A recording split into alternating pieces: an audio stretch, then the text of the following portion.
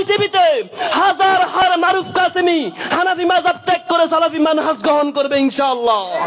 সুতরাং তোমরা সাবধান হয়ে যাও, এই জাতির ঈমান আমল নষ্ট করার আর চেষ্টা করবা না। এই জাতির ঈমান আমল নিয়ে চিরমিরি খেলছে বছরের পর বছর ধরে, যুগ যুগ ধরে এই জাতির ঈমান আমল নিয়ে চিরমিরি খেলছে যারা, আল্লাহর কসম তাদের মুখোশ উন্মোচন করা হবে। কথা বলেন ঠিক কিনা? এক মারুফ কাসেমির জীবন দিয়ে যুদ্ধ করে যাব এই জাতি হাজার বছর ধরে ইসলামকে কলুষিত করার জন্য। ইহুদি খ্রিস্টানদের চক্রান্তে নিমজ্জিত হয়ে কোরআন ও হাদিস বাদ দিয়ে, কোরআন ও হাদিসের বাইরে গিয়ে নিজের পূর্বপুরুষের নামে ধর্ম বানিয়েছে, ধর্ম মানছে। ঠিক কিনা? আসমানের নিচে জমিনের উপরে কোরআন ও হাদিসকে সবচাইতে বেশি মানে যারা, কোরআন ও হাদিসের কাছে সবচাইতে বেশি মাথা নত করেছে যারা, কোরআন ও হাদিসের সামনে অন্য কোন বড় হুজুরের মতকে প্রাধান্য দেয় না যারা, তারা হচ্ছে সালাফি মানহাজের লোকেরা। কথা বলেন ঠিক কিনা? জাতির সামনে এখন নয়, মৃত্যু পর্যন্ত, যতদিন পর্যন্ত হায়াত পাই ততদিন পর্যন্ত মাসিক থেকে মাগরিব পর্যন্ত সারা পৃথিবীর প্রত্যেকটা মুসলমানের কর্ণকহরে এই মেসেজ দিব, প্রত্যেকটা মানুষের কর্ণকহরে এই মেসেজ দিব। আপনি যদি কোরআন ও হাদিসকে মানতে চান, আপনি যদি কোরআন ও হাদিসের কাছে নিজের মস্তককে অবনত করতে চান, আল্লাহর কসম করে বলছি, মাযহাবের দোহাই বাদ দিয়ে কোরআন ও সহিহ হাদিসকে মানা শুরু করেন। সহিহ আকীদার মাদ্রাসা যদি বন্ধ করে দেওয়া হয়, এর বিনিময়ে আল্লাহ তাআলা বাংলাদেশে হাজার হাজার মসজিদ মাদ্রাসা প্রতিষ্ঠা করবেন। কথা বলেন ঠিক কিনা? এক সাইদের উপর যদি হামলা করা হয়, এক সাইদ কেন কোন সহিহ আকীদার আলেমের উপর যদি হামলা করা হয়, যদি সহিহ আকীদার কোন আলেমকে যদি হত্যা যদি করা হয়, আল্লাহকে সাক্ষী রেখে বলছি, একজনের বিনিময়ে হাজার হাজার দিনের দায়ী যিনি প্রতিষ্ঠিত করে দিবেন তিনি কে? আসসালামু আলাইকুম ওয়া রাহমাতুল্লাহি ওয়া বারাকাতুহু। কেমন আছেন আপনারা? সবাই কথা বলতে হবে। কেমন আছেন? আমাকে জিজ্ঞাসা করবেন না? আলহামদুলিল্লাহ, আপনাদের দোয়ায় মহান রব ভালো রেখেছেন, যদিও পরিস্থিতি স্বাভাবিক নয়। আর সব কথা বলতেও চাই না সবার সামনে। প্রথমে শুকরিয়া আদায় করছি মহান রবের কাছে। বলেন তো আমাদের রব একজন, তিনি কে? আপনারা কথা বলবেন তো আমার সাথে? জানি একটু ঠান্ডা লাগছে, ঠান্ডা লাগছে না? শীত লাগছে, গরম হয়ে যাবেন, গরম হয়ে যাবেন ইনশাআল্লাহ। আসলে আমি তেমন কোনো বড় বক্তাও না, ভাই একটু বেশি বলে ফেলেছে। আপনাদের সামনে কথা বলার জন্য যতটুকু এলেম, আমল, যোগ্যতা দরকার কিছুই আমার মধ্যে নেই। আমি খুবই আল্লাহর একজন গোলাম। সত্যের সন্ধানী ছিলাম, সত্য সন্ন্যাসী ছিলাম, সত্যান্বেষী মন মেজাজ সবসময় লালন করতাম। আল্লাহ রাব্বুল আলামিন হয়তো অনেকের দোয়ায় কবুল করেছেন। যুগে যুগে যারা কোরআনের ভুল ধরতে গিয়েছে, হাজারো এক্সাম্পল আছে, তারা কোরআনের কাছে মাথা নত করে মুসলমান হয়ে গেছে।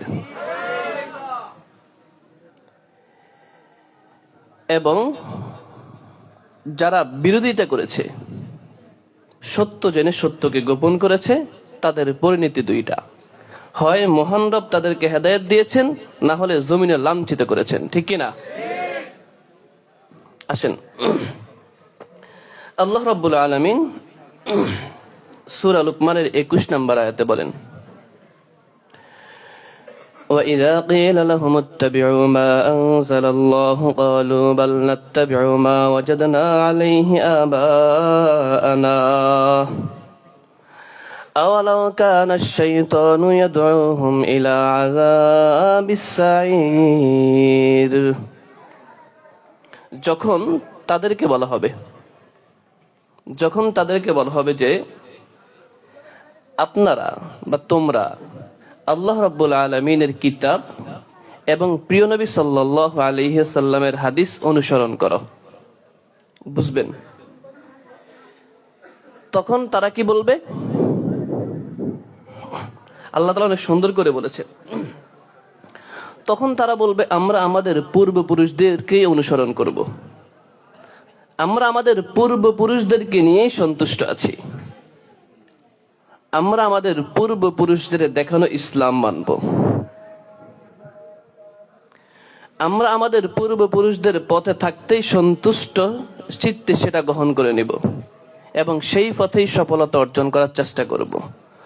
অথচ ইতিহাস সাক্ষী দিচ্ছে, আল্লাহ তাআলা বলছেন, যদি শয়তান তাদেরকে যন্ত্রণাদায়ক শাস্তির দিকে আহ্বান করে, যদি শয়তান তাদেরকে জাহান্নামের দিকে নিয়ে যায়, তারপরেও কি তারা তাদের পূর্বপুরুষদেরকে অনুসরণ করবে?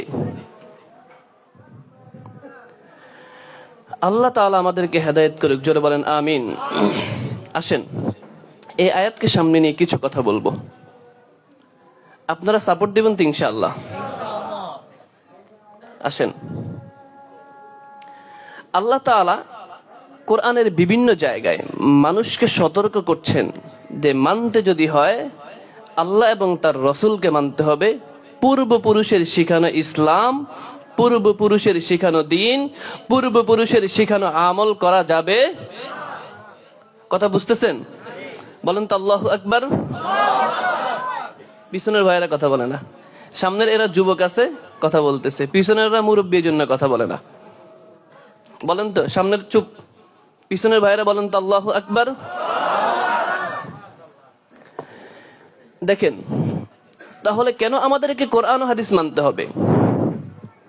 কেন আল্লাহ রাব্বুল আলামিন বারবার কোরআন হাদিস মানার জন্য বলেছেন? কারণ এই জাতি যুগে যুগে, হাজার বছর ধরে যুগে যুগে এই জাতিকে বিভ্রান্ত করার জন্য কোরআন ও হাদিস বাদ দিয়ে নিজের বাপ দাদার ধর্ম শিখিয়েছে। কথা বলেন ঠিক কিনা?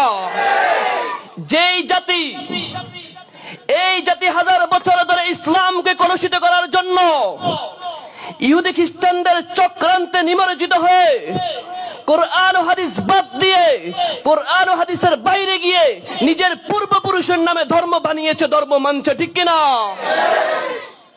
এই জন্য আল্লাহ তাআলা বারবার সতর্ক করছেন, মানতে যদি হয় কোরআন এবং হাদিস মানতে হবে। কারণ আল্লাহ তো সবচাইতে ভালো জানেন। কারণ এই জাতি কোরআন ও হাদিসকে মাইনাস করে বিদ্যাঙ্গুলে দেখিয়ে যুগে যুগে বাপদাদার ধর্মকে সবচাইতে বেশি প্রাধান্য দিচ্ছে।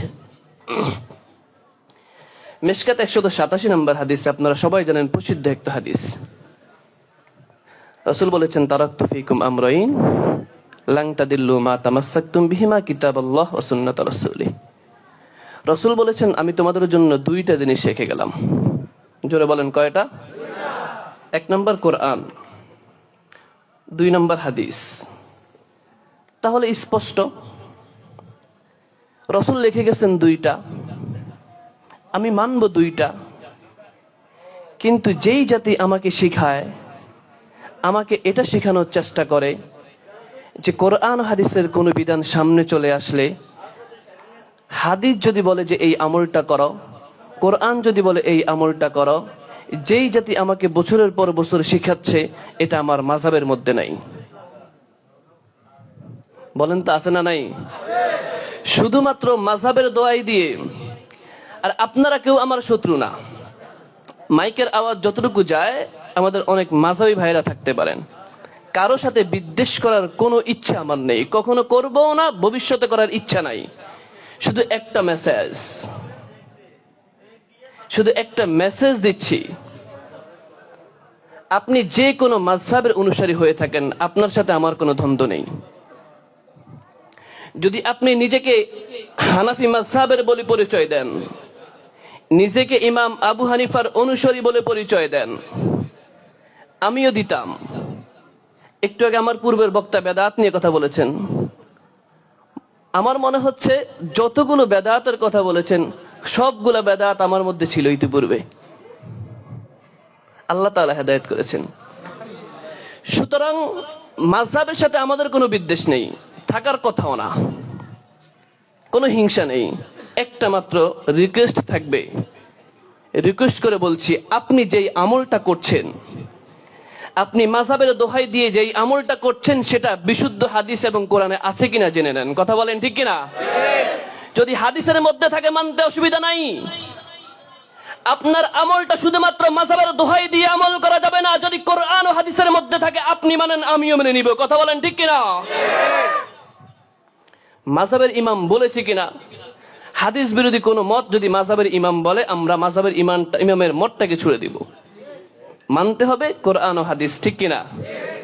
এবার আসেন, কেন আমি, অনেকে প্রশ্ন করেন, এখানেও প্রশ্ন আসছে, কেন হানাফি মাযহাব ত্যাগ করে আহলে হাদিস হওয়া লাগলো?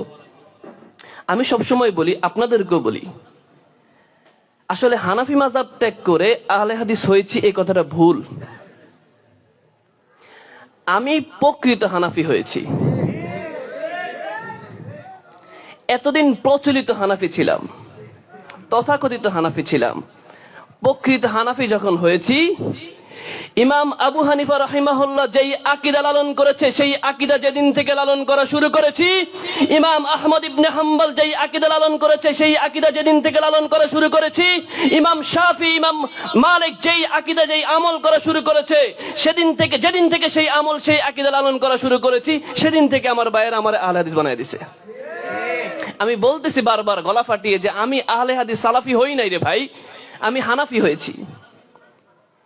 বছরের পর বছর যেই আলেমদের বিরুদ্ধে বিষাদগার করেছি, শত শত কিতাব কিনে পড়েছি, তাদের সম্পর্কে গবেষণা করেছি, তাদের বিরোধিতা করেছি, জীবনের সন্ধিক্ষণে একটি সময় এসে এই চিন্তা হলো যে না, যেই আবু হানিফার পক্ষে শুধুমাত্র মাযহাবকে টিকার জন্য এত বিরোধিতা করছি, একটু জানার চেষ্টা করি যে আসলে আবু হানিফা রাহিমাহুল্লাহর জীবনী সম্পর্কে একটু গবেষণা করি। তিনি কি মানতেন? তিনি কি কোরআন হাদিস মানতে নিষেধ করেছেন, বা কোরআন হাদিসের বিরোধী কোনো কাজ করেছেন? তার আকীদাটা কি ছিল একটু জানার চেষ্টা করি। আপনারাও জানবেন, জানার দরকার আছে না নাই? বিশ্বাস করেন, আমার কথা হয়তো মিডিয়ার মাধ্যমে অনেক ভাইরা শুনবেন। ইমাম আবু হানিফা রাহিমাহুল্লাহ অবশ্যই সম্মানিত একজন মানুষ, আমরা তাকে সর্বোচ্চ সম্মান প্রদর্শন করি, ঠিক না? একজন আলেম হিসাবে তিনি সর্বোচ্চ শিখরে আছেন, আমাদের মাথার তাজ। কিন্তু আমাদের দাবি একটা, বাংলাদেশে সবাই হানাফি মাযহাবের অনুসারী। ইমাম আবু হানিফা রাহিমাহুল্লাহর ইখতিলাফি মাসালাগুলো আপনারা নিলেন, যে ইখতিলাফ অন্যান্য ইমামের সাথে তিনি করেছেন, ইখতিলাফি মাসালা নিয়েছেন আপনার সুবিধা মতো। ইমাম আবু হানিফার আকীদা নেন নাই কেন? কথা বলেন ঠিক কিনা? ইমাম আবু হানিফা শুধু কি ইখতিলাফি মাসালার ইমাম ছিলেন? তিনি কি সারা জীবন শুধু খুঁজে খুঁজে বের করেছেন যে অন্যান্য মাযহাবের সাথে দ্বন্দ্ব কোথায় লাগানো যায়, সেই চিন্তা করেছেন? ইমাম আবু হানিফার নিজের হাতে লেখা কিতাব ফিকহুল আকবার, সবচাইতে বড় আকীদার কিতাব। ইমাম আবু হানিফা আকীদার ইমাম ছিলেন, কিন্তু আমাদের ভাইদের দুর্ভাগ্য কপাল, দুর্ভাগ্যজনক কপাল নিয়ে তারা বসবাস করছে। তারা শুধুমাত্র আমলের ক্ষেত্রে, ইখতিলাফের ক্ষেত্রে ইমাম আবু হানিফাকে মানে, আকীদার ক্ষেত্রে মানে না। তারা ফাউট ফিল করে বলে আমরা মাযহাবে হানাফি, আকীদায় আশারি মাতুরিদি, মাসলাকে দেওবন্দি, এখন আবার অনেকে বলে আমরা আকীদায় দেওবন্দি। এত গরিবেরা তিন চার জায়গা থেকে ইসলাম মানার জন্য তিন চার জায়গা থেকে ধার করে বহুত কিছু নিতে হলো।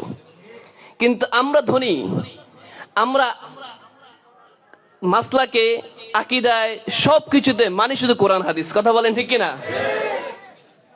আমাদের মধ্যে তাদের মধ্যে পার্থক্য দেখছেন? কঠিন পার্থক্য না? আসেন, ইমাম আবু হানিফার আকীদা কি ছিল? আপনি যদি ফিকহুল আকবার পড়েন, ইমাম তোহাবী রাহিমাহুল্লাহর আকীদাতুত তোহাবী পড়েন, এই সকল আকীদার কিতাবগুলো খন্দকার আব্দুল্লাহ জাহাঙ্গীর হাফিজাহ রাহিমাহুল্লাহ তিনি ফিকহুল আকবরের অনুবাদ করেছেন, এগুলো একটু পড়ে দেখেন। আপনি যদি ইমাম আবু হানিফা রাহিমাহুল্লাহর আকীদা পড়েন, বিশ্বাস করেন, আমি তো দায়িত্ব নিয়ে বলছি, 85 থেকে 90 পর্যন্ত 90% ইমাম আবু হানিফার আকীদা সালাফদের আকীদা। তারা আকীদার ক্ষেত্রে ইমাম আবু হানিফাকে মানে না, কারণ আকীদার ক্ষেত্রে ইমাম আবু হানিফাকে মানলে তো সালাফি হয়ে যাওয়া লাগবে। আকীদার ক্ষেত্রে ইমাম আবু হানিফাকে মানলে সালাফি হয়ে যাওয়া লাগবে। এই জন্য তারা আকীদার ক্ষেত্রে আশআরী মাতুরিদিকে মানছে। কেন মানছে? ইমাম আশআরী উনি ওনার জীবদ্দশায় ভুল করেছেন, আপনারা জানেন।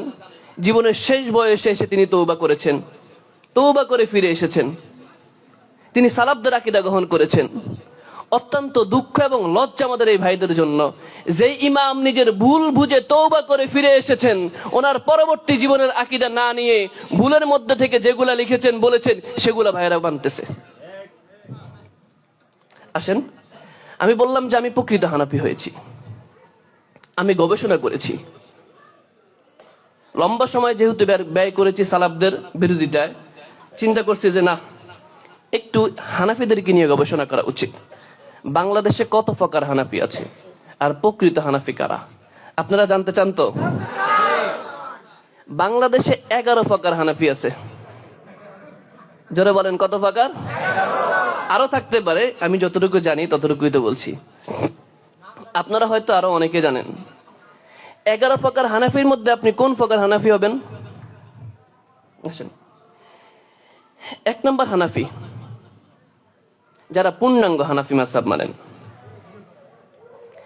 যারা যেই হানাফি মাযহাব অনুসরণ করেছেন, মেনেছেন ইমাম আবু হানিফা রাহিমাহুল্লাহ। আপনারা জানেন হানাফি মাযহাব নামে যেই মাযহাব প্রসিদ্ধ, সেটা ইমাম আবু হানিফা তিনি তৈরি করেননি, ঠিক না? তৈরি করেছেন পরবর্তীতে অন্য কেউ। এখানেও তো একটু কথা বলতে হয়। এখন যার নামে চলছে মাযহাব, তিনি তৈরি করেননি, করছে অন্য একজন, তার নামে চালিয়ে দিচ্ছে। এটাও তো এক ধরনের প্রতারণা। কথা বলেন ঠিক কিনা? আমরা মাযহাবিদেরকে খারাপ বলছি না, অবশ্যই তারা ভালো, তবে কিছু জায়গায় সংশোধন করা লাগবে। আমাদের দাবি থাকবে, রিকোয়েস্ট থাকবে, আমি ভুল বুঝতে পেরেছি, জাতির সামনে এখন নয়, মৃত্যু পর্যন্ত, যতদিন পর্যন্ত হায়াত পাই ততদিন পর্যন্ত, মাসরিক থেকে মাগরিব পর্যন্ত সারা পৃথিবীর প্রত্যেকটা মুসলমানের কর্ণকহরে এই মেসেজ দিব, প্রত্যেকটা মানুষের কর্ণকহরে এই মেসেজ দিব। আপনি যদি কোরআন ও হাদিসকে মানতে চান, আপনি যদি কোরআন ও হাদিসের কাছে নিজের মস্তককে অবনত করতে চান, আল্লাহর কসম করে বলছি, মাযহাবের দোহাই বাদ দিয়ে কোরআন ও সহিহ হাদিসকে মানা শুরু করেন।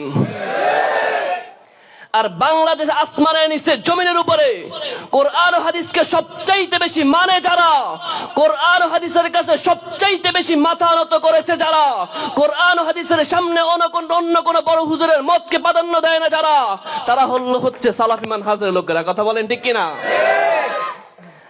আপনার সাথে আমার ব্যক্তিগত দ্বন্দ্ব থাকতে পারে, কোরআন ও হাদিসের ক্ষেত্রে আপনার সাথে আমার কোনো দ্বন্দ্ব নেই। আমার দাবি হলো আপনি কোরআন হাদিস মানেন।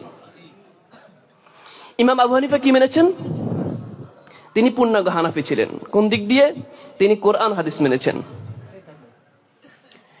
তিনি বলেছেন, ইযা সাহাল হাদিস ফাহুয়া মাযহাবি। পৃথিবীতে যত সহিহ হাদিস আছে সবগুলো আমার মাযহাব।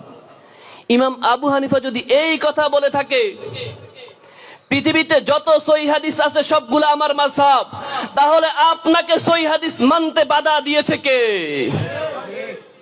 কে এমন যে আপনাকে সহিহ হাদিস মানতে বাধা দিয়েছে? আসমানের নিচে জমিনের উপরে এমন কোন ব্যক্তির কি দুঃসাহস আছে যে কোরআন ও হাদিসের সাথে গাদ্দারি করবে? যে ব্যক্তি কোরআন ও হাদিসের সাথে গাদ্দারি করবে, সে আর যাই হোক মুসলমান হতে পারে না। কে আপনাকে কোরআন হাদিস মানতে বাধা দিয়েছে? কে সে? এরপরে আসেন, পূর্ণাঙ্গ হানাফি ছিলেন ইমাম আবু হানিফা, আকীদার ক্ষেত্রে এবং আমলের ক্ষেত্রে। আপনি যদি ইমাম আবু হানিফা রাহিমাহুল্লাহর জীবনী নিয়ে গবেষণা করেন, বিশ্বাস করেন, অল্প কিছু বিদ্বেষ থাকলেও আপনি স্বীকার করতে বাধ্য হবেন যে ইমাম আবু হানিফা রাহিমাহুল্লাহ তিনি সালাফদের আকীদা লালন করতেন। তিনি এমন, শুধু তাই নয়, ইমাম চারজন ইমাম আকীদার ক্ষেত্রে সবাই সালাফদেরকে অনুসরণ করেছেন। সুবহানাল্লাহ বলবেন না? আসেন, তারপর আমরা 1 নম্বর পেয়েছি পূর্ণাঙ্গ হানাফি। পূর্ণাঙ্গ হানাফি কারা? যারা কোরআন এবং সহিহ হাদিসকে মানে, সেটা হচ্ছে আমরা সালাফিরা। কথা বলেন ঠিক কিনা? সালাফি কোনো দলের নাম তো নয়। আমি জানি না আপনারা কতটুকু জানেন, আমি আমার বুঝটা বলছি। আহলে হাদিস কোনো দলের নাম না, একটি বৈশিষ্ট্যের নাম, যাদের মূল দাবি হলো কোরআন এবং সহিহ হাদিস মানতে হবে। কথা বলেন ঠিক কিনা? তো সেটা তো ইমামরা মেনেছেন, ইমামরা তো সেই দাবি করেছেন। তাহলে ইমামরা 1 নম্বরে যে সকল সালাফি আছেন সেই দলের অন্তর্ভুক্ত। কথা বলেন ঠিক কিনা? কিন্তু পরবর্তীতে যারা ইমামদের নাম দিয়ে নিজেদের মন মতো কোরআন হাদিস মানেন, প্রকৃতপক্ষে বিভ্রান্ত তারা। কথা বলেন ঠিক কিনা? আসেন, 2 নম্বর হানাফি, শিয়া হানাফি। বাংলাদেশে শিয়া হানাফি আছে না নাই? দেখবেন শিয়ারা কি পরিমাণ ইমাম হুসাইন রাদিয়াল্লাহু তাআলা আনহুর মাথা কাটা দেহ নিয়ে মিছিল করে, পিঠের মধ্যে চাবুক মারে। আবার কত আলেমরা আছে, বক্তারা আছে, তাদের সাথে গিয়ে জশ্নে জুলুস করে, নিজেদেরকে এরা আবার হানাফি বলে পরিচয় দেয়। কথা বলেন ঠিক কিনা? 3 নাম্বার, এদের আকীদা খুব বিধ্বংস। 3 নাম্বার হলো জাইদা হানাফি। এরা হলো গোল আলুর মতো। গোল আলু চিনেন আপনারা? এরা মাছের সাথেও মিশে, আলুর সাথেও মিশে। এরা মাজারপন্থীদের সাথেও মিশে, আবার হানাফিদের সাথেও মিশে যায়, আবার সব দলের সাথে মিশে। এ খতরনাক এরা, মুনাফিক মার্কা। না এরা সালাফি, না এরা হানাফি, না এরা শিয়া। সুবিধা অনুযায়ী এক এক সময় এক এক মত তারা পেশ করে, সেভাবে মানার চেষ্টা করে। এরাও নিজেদেরকে হানাফি বলে পরিচয় দেয়। তার মানে আমরা জানলাম কয় ধরনের হানাফি? জানলাম 3 ধরনের। 4 প্রকার হানাফি হলো। 4 নাম্বার হলো মুতাজিলা হানাফি। এই মুতাজিলা হলো ওয়াসিল ইবনে আতার আকীদা পোষণ করে। মুতাজিলাদের আকীদা হলো বিভ্রান্ত। এমনকি মুতাজিলাদের চক্রান্ত শিকার হয়েছেন ইমাম আবু হানিফার নাতি, তিনিও মুতাজিলাদের চক্রান্ত শিকার হয়েছেন। মুতাজিলারা এত ভয়ঙ্কর, তাদের ভয়ঙ্কর কিছু আকীদা রয়েছে।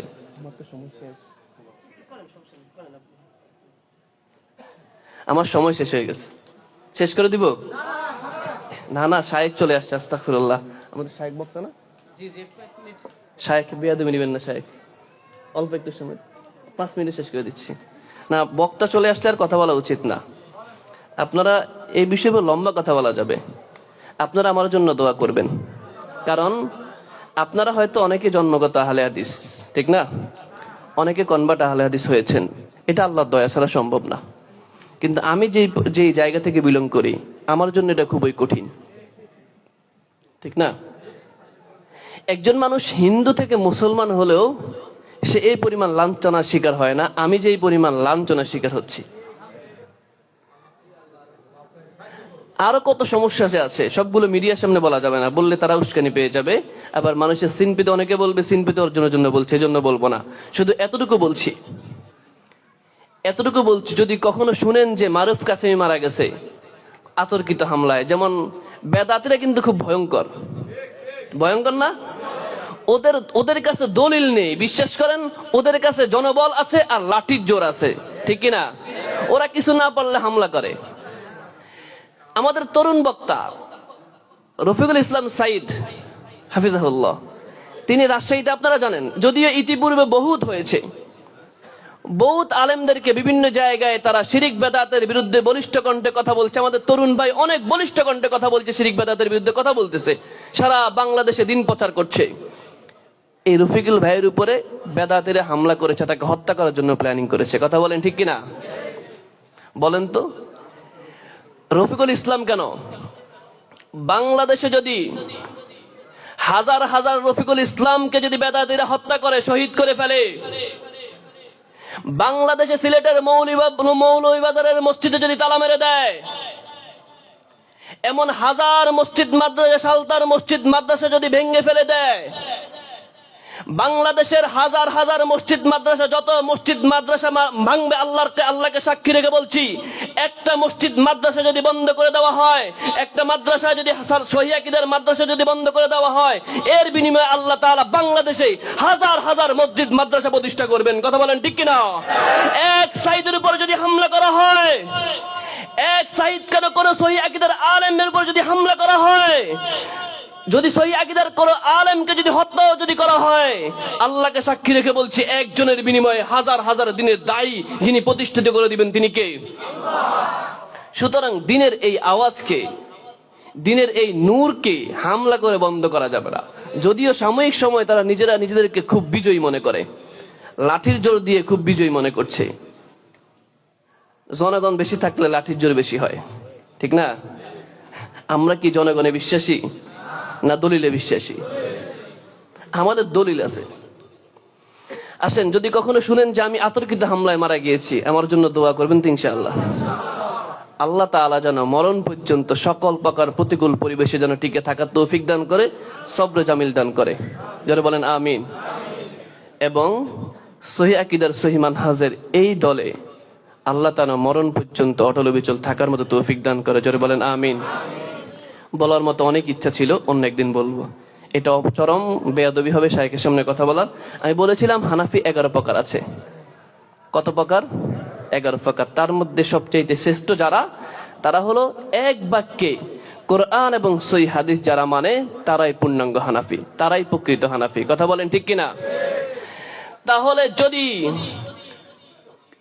পরিপূর্ণ পূর্ণাঙ্গ 1 নম্বর হানাফি হতে হলে যদি কোরআন এবং বিশুদ্ধ হাদিসকে মানতে হয়, ওহির বিধানের কাছে মাথা নত করতে হয়, বিশুদ্ধ হাদিস মানতে হয়, তাহলে আল্লাহকে সাক্ষী রেখে বুকে হাত দিয়ে বলছি, বাংলাদেশে সালাফি এবং আলে হাদিসরাই 1 নম্বর হানাফি। কথা বলেন ঠিক কিনা?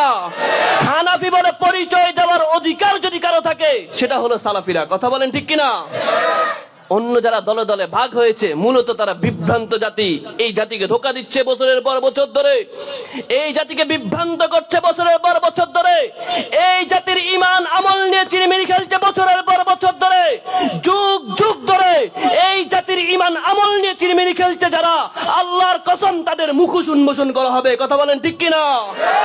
এক মারুফ কাসেমীর জীবন দিয়ে যুদ্ধ করে যাব। এই পৃথিবীতে হাজার হাজার মারুফ কাসেমী হানাফি মাযহাব ত্যাগ করে সালাফি মানহাজ গ্রহণ করবে ইনশাআল্লাহ। সুতরাং তোমরা সাবধান হয়ে যাও, এই জাতির ঈমান আমল নষ্ট করার আর চেষ্টা করবা না। আল্লাহকে সাক্ষী রেখে বলছি, যুগে যুগে যুগে যুগে হানাফি মাযহাবের বিভ্রান্ত সেই পথভ্রষ্ট দল থেকে ফেরত হয়ে যুগে যুগে যেমন হাজার হাজার মানুষ সালাফি মানহাজ গ্রহণ করেছে, ভবিষ্যতেও গ্রহণ করবে ইনশাআল্লাহ। আপনারা দোয়া করবেন তো ইনশাআল্লাহ। পরিশেষে এই কমপ্লেক্স না বললে নয়, দিনের মার্কাজ, এখান থেকে আপনারা সব ধরনের সাহায্য সহযোগিতা করবেন। আমাদের ভাইরা যেহেতু কষ্ট করছেন, এমন এই মার্কাজগুলো, কমপ্লেক্সগুলো বাংলাদেশের প্রত্যেকটা অঞ্চলে অঞ্চলে, প্রত্যেকটা গ্রামে গ্রামে, মহল্লায় দরকার।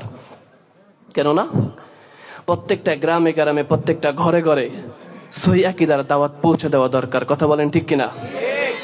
এই জন্য আমরা সর্বপ্রথম সাহায্য সহযোগিতা করব এবং বেশি বেশি দিনের মার্কাজ, মসজিদ, হালাকা তৈরি করার চেষ্টা করবে ইনশাআল্লাহ। জোরে বলেন আমিন। আরেকটা হলো, আমরা কখনো দ্বন্দ্বে জড়াবো না। আমরা আমাদের দাওয়াতটা পৌঁছে দিব আমাদের ভাইয়ের কাছে। যাদেরকে আল্লাহ তাআলা হেদায়েত করবেন তারাই ফিরে আসবে ইনশাআল্লাহ। আমার জন্য দোয়া করবেন। সুবহানাকাল্লাহুম্মা বিহামদিকা আশহাদু আল্লা ইলাহা ইল্লা আনতা আস্তাগফিরুকা ওয়া আতুবু ইলাইক। আসসালামু আলাইকুম ওয়া রাহমাতুল্লাহ। লিল্লাহি তাকবীর, লিল্লাহি তাকবীর। সকল বিধান বাতিল করো।